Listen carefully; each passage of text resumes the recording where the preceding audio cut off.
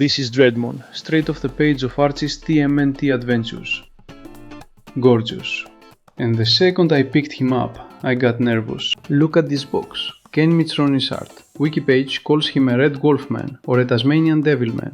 Look at that face. Tell me that's not a Tasmanian devil. Quick background. Dreadmon's a member of the mighty Mutanimals. Archie's answer to the Turtles' allies. Former thief, South African, grew up in Jamaica. Stole the wrong talisman. Got turned into this instead. First appearance, TMNT Adventures issue 15.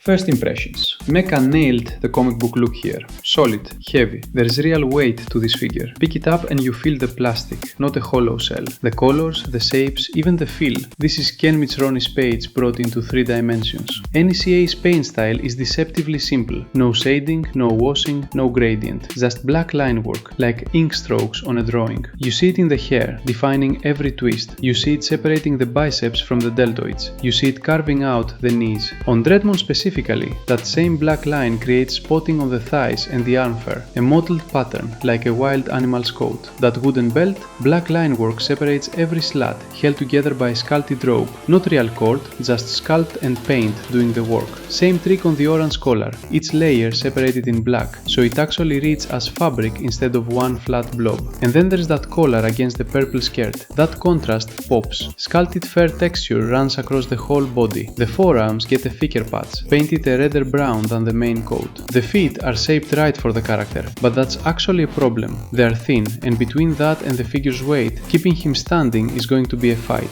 We'll get into why in Articulation. Black line work again marking where the fingers end and the claws begin. 5 little skulls threaded through the hair. Speaking of the hair, it's a big part of the sculpt, but it's rigid. That's going to cost us some range of motion later. Tail matches the tone of the arm fur. Visible pin joints only at the knees and the feet. Everywhere else, NECA hit them well. The face though, this is the best part of the figure. Genuinely expressive. The eyes are wide, a little unhinged, almost grinning. Purple nose, purple inner ears, a small detail that does a lot. Even the tongue is sculpted and painted inside the mouth. One warning, that earring isn't fixed in place. Handle it wrong and it's gone. Sculpt and paint, NECA delivered the comic page in plastic. Whether the engineering holds up to match it, that's a different question. Let's go through what's in this box. 2 bananas, 1 whole, 1 peeled. Simple fan service to the character's animal side, nothing deeper than that. 2 extra pairs of hands, fists and an open grip pair for holding things like these bananas. Grab this. Don't twist to pull it off. You'll want to, but that's how you snap the peg. Same warning going back in. Don't force the joint straight. I never feel fully safe with NECA's hand joints. They always feel one wrong twist away from breaking.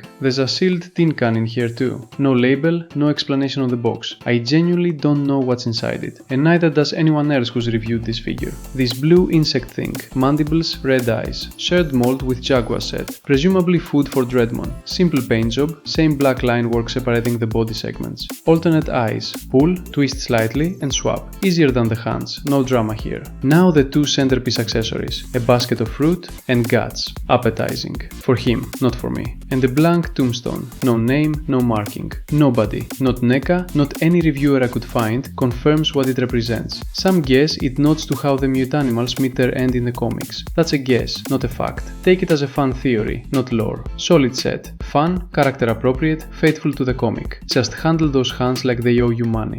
Articulation isn't where NECA shines on this line, and it's not where they're trying to. This isn't chasing SH Figuarts level posing. The goal here is comic book fidelity, that kids adventure comic feel, not action manga precision. But every time I handle this figure, I get the same feeling, like a joint's about to snap, or a peg's going to stay in the wrist instead of coming out with the hand. Start at the head. That mane is bulky and rigid. You're not getting his eyes up toward the sky. Tilting down works better though. Head and neck hinges combined give you real range there. Rotation's a bit fought by the hair, but the front tufts are softer, so at least those don't block movement. The jaw actually opens slightly. That's a genuinely nice touch. Shoulders. Standard rotation plus a lateral raise.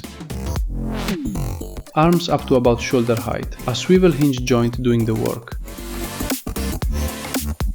Bicep swivel is there in theory. My right arm was basically glued in place. I had to hit it with a hairdryer just to get it to turn a little, worried the whole time it would snap.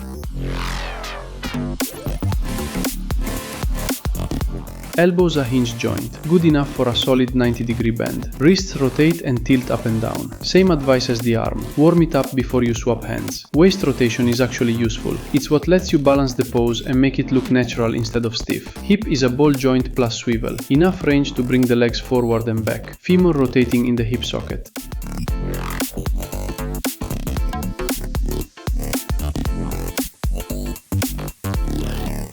The knee is the standout, double hinge, genuinely good range of motion there. Feet are a fight, they're thin, same issue we flagged in Sculpt Paint, but you do get tilt up and down, lateral ankle movement, and an articulated toe hinge, which you actually need given how long these wolf feet are. Realistically, he's meant to stand on his toes. Tail closes it out, swivel hinge, rotates and lifts up and down. Bottom line, this won't outpose a figure arts, and it's not supposed to. What worries me isn't the range, it's whether the joints survive getting there.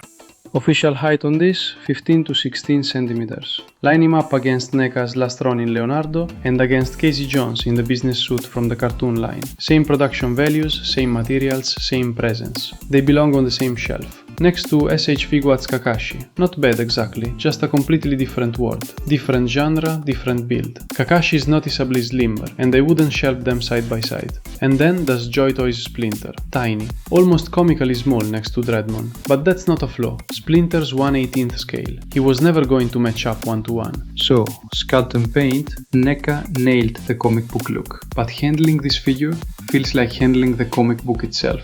Fragile. The bicep that wouldn't turn. The feet too thin for the weight they're carrying. None of that breaks the character fidelity. Micron's art is right there in your hands, but it changes who this figure is for. $15 less than the SH Figuarts crowd is used to spending on precision engineering, and here you're not paying for that kind of security. If you want display only, comic accurate, self-presence next to your other NECA figures, this earns its spot. If you're the type who reposes your figures every week, handle it with real caution, or look elsewhere. Worth the money?